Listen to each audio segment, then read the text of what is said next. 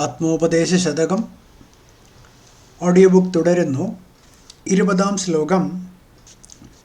ഉലകിന് വേറൊരു സത്തയില്ലതുണ്ടെന്നുലകരുരപ്പത് സർവമോഹഹീനം.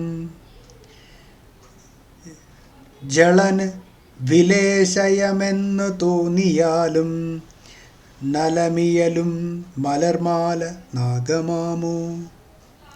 ഉലകിന്, പ്രപഞ്ചത്തിന് വേറൊരു സത്തയില്ല. അഖണ്ഡബോധ വസ്തുവിൽ നിന്ന് ഭിന്നമായ നിലനിൽപ്പില്ല.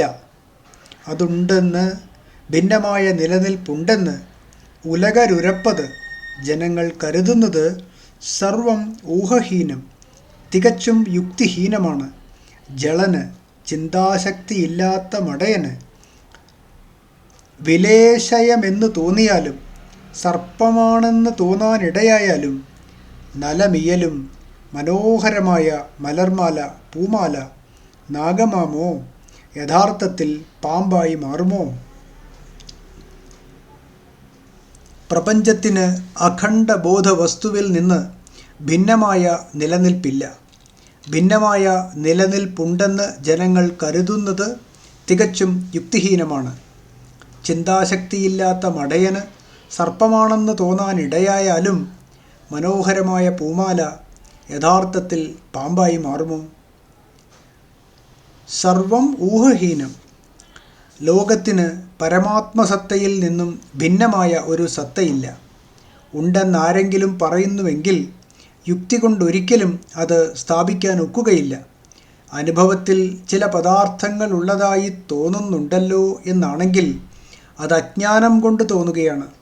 പരമസത്യം സാക്ഷാത്കരിച്ച ജ്ഞാനിക്ക് ഒരിക്കലും അങ്ങനെ തോന്നുകയില്ല. അങ്ങനെ മനോഹരമായ ഒരു പൂമാല കിടക്കുന്നത് കണ്ട്, അകലെ മനോഹരമായ ഒരു പൂമാല കിടക്കുന്നത് കണ്ടിട്ട് കണ്ണിന് കാഴ്ചയില്ലാത്ത മടയൻ സർപ്പമാണെന്ന് ധരിക്കുന്നത് കൊണ്ട് മാത്രം എപ്പോഴെങ്കിലും അത് സർപ്പമായി തീരാറുണ്ടോ. പ്രപഞ്ചത്തിന് ആദികാരണമായ അഖണ്ഡബോധത്തിൽ നിന്നും ഭിന്നമായ സത്ത ഇല്ലെന്നുള്ളതിന് യുക്തി എന്താണ്? പ്രപഞ്ച ഘടകങ്ങളെല്ലാം കാര്യരൂപങ്ങളാണെങ്കിൽ അവയ്ക്ക് ഒരാദി കാരണമുണ്ടായേ പറ്റൂ. ആദി കാരണമുണ്ടെന്ന് വന്നാൽ അതിൽ നിന്നുണ്ടായ കാര്യങ്ങൾ കാരണത്തിൽ നിന്നും ഭിന്നങ്ങളാണെന്ന് ഒരിക്കലും സ്ഥാപിക്കാൻ സാധ്യമല്ല. ബ്രഹ്മസൂത്ര ഭാഷ്യം 2-ാം അധ്യായത്തിൽ ശ്രീ ശങ്കര ഭഗവത്പാദർ ഇതിനുള്ള യുക്തികൾ വിശദമായി ചർച്ച ചെയ്യുന്നുണ്ട്. വെള്ളത്തിലുണ്ടാകുന്ന തിര, കുമിള തുടങ്ങിയ കാര്യങ്ങളും മണ്ണിലോ സ്വർണത്തിലോ ഉണ്ടാകുന്ന പാത്രങ്ങൾ, ആഭരണങ്ങൾ തുടങ്ങിയ കാര്യങ്ങളും കാരണത്തിൽ നിന്നും ഭിന്നങ്ങളല്ലെന്ന് പ്രത്യക്ഷാനുഭവത്തിൽ തന്നെ തെളിയുന്നു. എന്നാൽ വിത്തിൽ നിന്നുണ്ടാകുന്ന വൃക്ഷവും പാലിൽ നിന്നുണ്ടാകുന്ന തൈരും കാരണത്തിൽ നിന്നും ഭിന്നങ്ങളല്ലേ? ഈ ചോദ്യം ചോദിക്കുന്നയാളിനോട് നമുക്ക് തിരിച്ചൊരു ചോദ്യം ചോദിക്കാം. വിത്തിൽ വൃക്ഷവും പാലിൽ തൈരും നേരത്തെ തന്നെ ഉണ്ടായിരുന്നോ അതോ ഇല്ലായിരുന്നോ? ഇല്ലായിരുന്നു എന്ന് പറയാൻ പറ്റില്ല. ഇല്ലാതിരുന്നതൊന്നും പുതുതായി ഉണ്ടാകാൻ വയ്യ. ഇല്ലാത്തതെങ്ങനെയാണ് ഉണ്ടാവുക?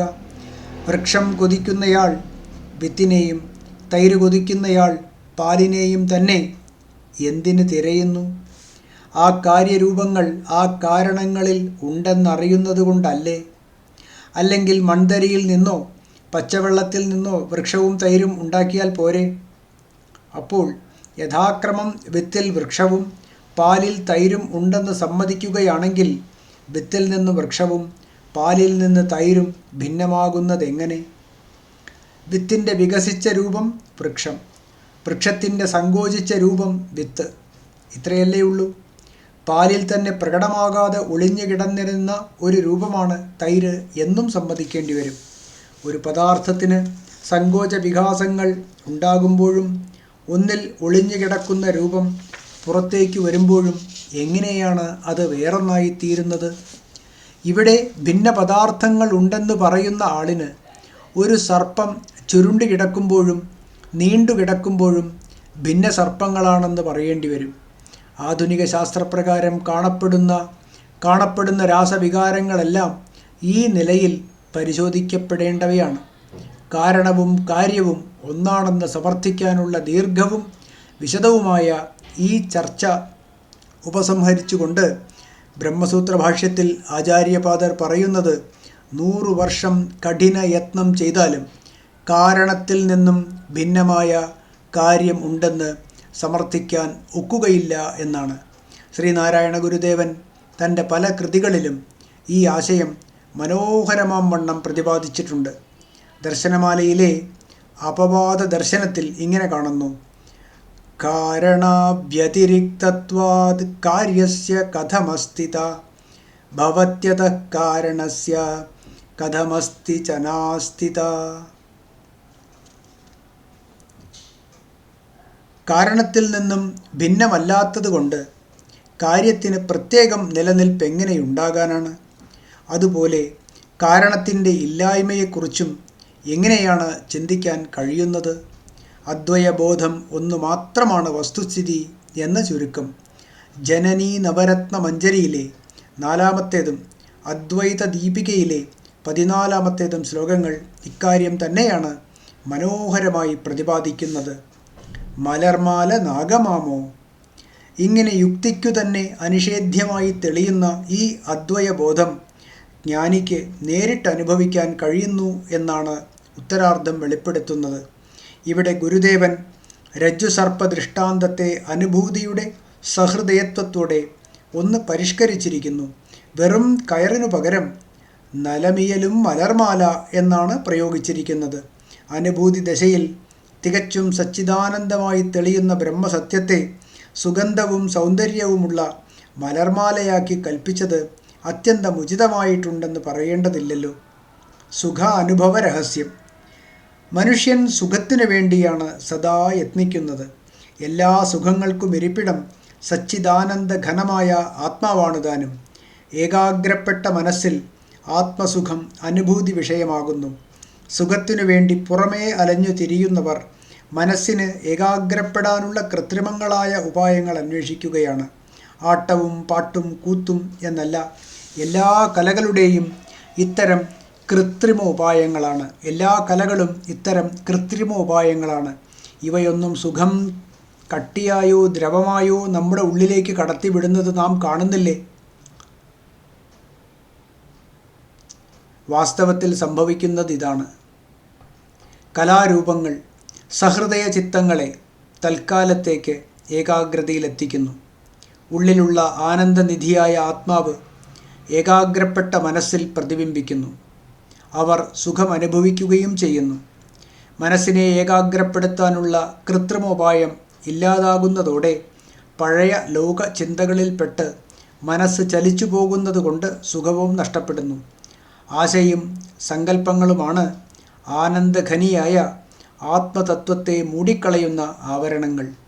ഏതെങ്കിലും ആഗ്രഹം സാധിച്ചു കിട്ടുമ്പോൾ സുഖം തോന്നുന്നത് എന്തുകൊണ്ടാണ്? തൽക്കാലത്തേക്ക് ആ ആശയും അതിനെ പറ്റി നിന്ന സങ്കല്പങ്ങളും അസ്തമിച്ച് ആത്മാവിൻ്റെ ആവരണം ഒട്ടൊന്ന് നീങ്ങുന്നത് കൊണ്ടാണ്. ഏതെങ്കിലും ആഗ്രഹം സാധിച്ചു കിട്ടുമ്പോൾ സുഖം തോന്നുന്നത് എന്തുകൊണ്ടാണ്? തൽക്കാലത്തേക്ക് ആ ആശയും അതിനെ പറ്റി നിന്ന സങ്കല്പങ്ങളും അസ്തമിച്ച് ആത്മാവിൻ്റെ ആവരണം ഒട്ടൊന്ന് നീങ്ങുന്നത് കൊണ്ടാണ്. പക്ഷേ സാധാരണക്കാരന് ആ അനാവൃത അവസ്ഥ സ്ഥിരമാക്കി നിർത്താൻ കഴിയുന്നില്ല. ഏതെങ്കിലും ഒരു ആഗ്രഹം സാധിച്ചു കഴിയുന്നതിന് മുൻപ് തുടർന്ന് പല ആഗ്രഹങ്ങൾ രൂപം കൊള്ളുകയും ആത്മാവ് മുൻപത്തേക്കാൾ ആവൃതമായി തീരുകയും ചെയ്യുന്നു. മനനധ്യാനങ്ങളും വിഷയവൈരാഗ്യവും അഭ്യസിച്ച് മനസ്സിനെ ഇച്ഛ പോലെ ഏകാഗ്രപ്പെടുത്താൻ കഴിവുള്ള യോഗിക്ക് ഏതു നിമിഷവും ആത്മാവാകുന്ന ആ ആനന്ദഘനിയുടെ കവാടം തുറന്നു കിട്ടുന്നു. ഈ ആത്മമന സംയോഗമാണ് വേദാന്തശാസ്ത്രത്തിൽ യോഗം എന്നറിയപ്പെടുന്നത്. യോഗം നേടിക്കഴിഞ്ഞാൽ ജീവിതത്തിൽ പിന്നെ മറ്റൊന്നും നേടാനുണ്ടാവില്ല. എല്ലാവരും അന്വേഷിക്കുന്ന ആനന്ദഘനി എന്നേക്കുമായി തുറന്നു കിട്ടിയാൽ പിന്നെ എന്തന്വേഷിക്കുവാനാണ്? ചുരുക്കത്തിൽ അറിഞ്ഞോ അറിയാതെയോ എല്ലാവരും സ്നേഹപൂർവ്വം അന്വേഷിക്കുന്ന പ്രിയ വസ്തു ആനന്ദനിദാനമായ ആത്മാവ് തന്നെയാണ്. അതുകൊണ്ട് സകലരുടെയും പ്രിയം ഒന്നാണ്, അതാണ് ആത്മാവ്.